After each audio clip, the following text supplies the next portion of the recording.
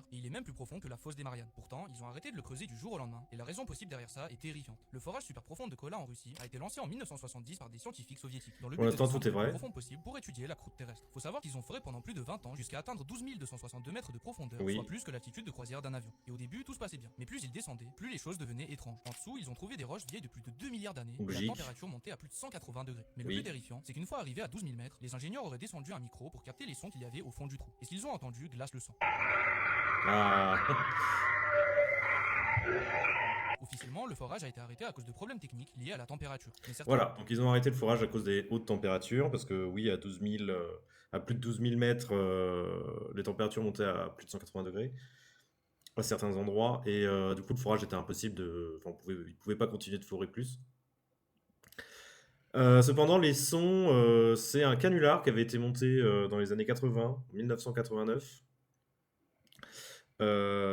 et diffusé dans une émission américaine. Et les sons, en fait, qu'on entend, les cris, tout ça, c'est tiré d'un film italien de 1972 qui s'appelle Baron Blood, que je n'ai pas vu. Donc voilà, ce n'est que les cris ne sont que des canulars, mais cette vidéo est pas si mal. C'est un peu rafraîchissant dans ce boogie-boulga de vidéos qui parlent de théories diverses et variées. Ça fait plaisir, le ton est bien. Voilà.